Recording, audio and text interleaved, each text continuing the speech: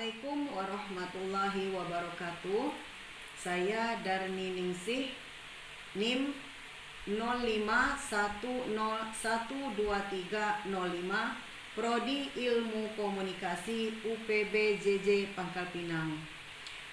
Pada kesempatan ini saya akan memaparkan Planbook atau Proposal Perencanaan Program Komunikasi (PPK) yang berjudul Penguatan Literasi Keagamaan dan Sosial melalui Komunikasi Partisipatif di lingkungan Majelis Taklim. Presentasi ini membahas pentingnya literasi keagamaan dan sosial bagi jamaah serta bagaimana pendekatan komunikasi partisipatif dapat menjadi strategi efektif dalam meningkatkan kualitas pemahaman keagamaan di masyarakat. Bab pertama, pendahuluan. Latar belakang. Memuat tentang 1. Urgensi program. Pertama, kita perlu melihat urgensi program ini.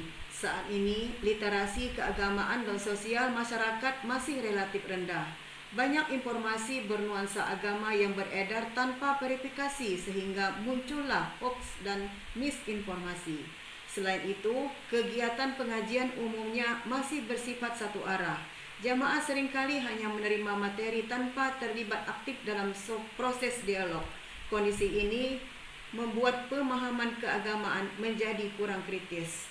Karena itu, diperlukan program yang dapat mendorong partisipasi dan berpikir kritis jamaah. Yang kedua, memuat tentang konsep komunikasi partisipatif. Pendekatan utama yang digunakan dalam program ini adalah komunikasi partisipatif. Menurut Paulo Freire, pembelajaran yang dialogis dan setara merupakan kunci untuk memberdayakan masyarakat.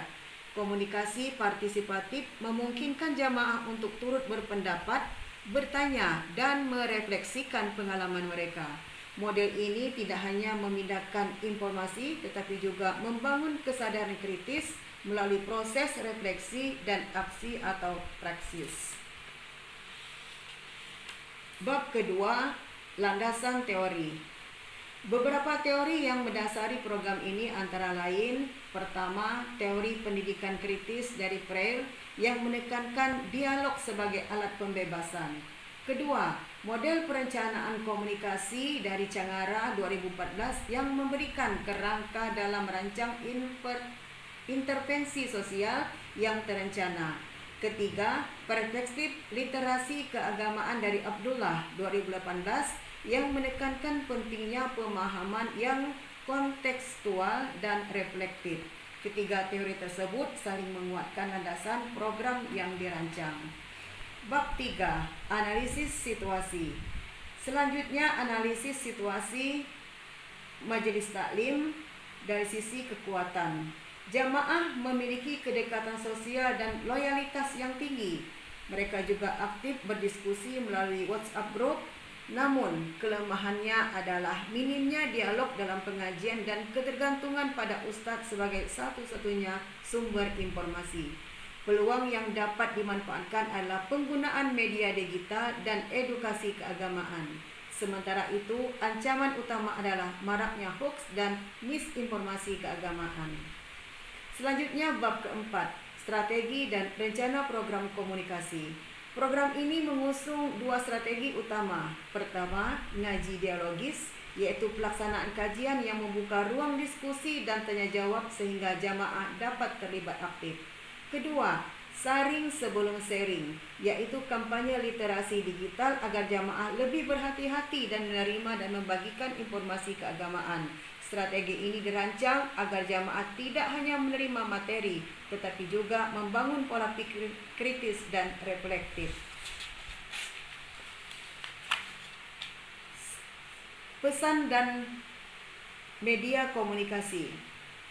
Pesan inti yang ingin disampaikan adalah pentingnya belajar agama secara bijak dan bertanggung jawab. Untuk menyampaikan pesan ini digunakan beberapa media komunikasi. Yang pertama, WhatsApp group untuk pengumuman dan klarifikasi informasi. Yang kedua, poster dan infografis digital sebagai materi edukasi. Yang ketiga, serta video edukatif singkat untuk memperkuat pemahaman jamaah. Selanjutnya, timeline program. Program ini dirancang selama 3 bulan. Pada bulan pertama dilakukan pemetaan kebutuhan jamaah serta penyusunan modul literasi keagamaan. Pada bulan kedua dilakukan kajian dialogis dan diskusi kelompok. Pada bulan ketiga dilaksanakan kegiatan aksi sosial serta evaluasi atas pelaksanaan program. Alur ini memastikan program berjalan secara terstruktur dan berkelanjutan. Anggaran program. Total anggaran yang dibutuhkan adalah Rp2.400.000.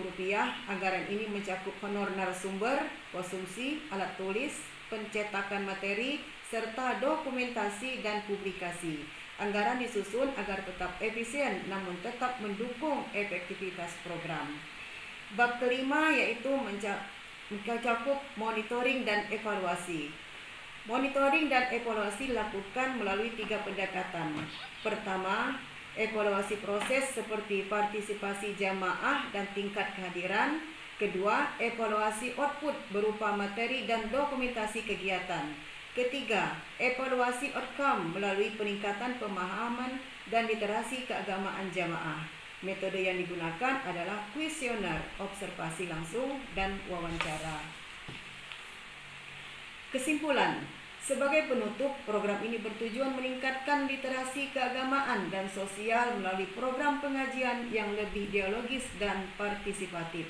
Dengan pendekatan komunikasi partisipatif serta penggunaan media digital, program ini diharapkan mampu menghasilkan perubahan yang berkelanjutan dalam cara jamaah memahami dan menyikapi informasi keagamaan. Demikian presentasi dari saya. Terima kasih. Wassalamualaikum warahmatullahi wabarakatuh.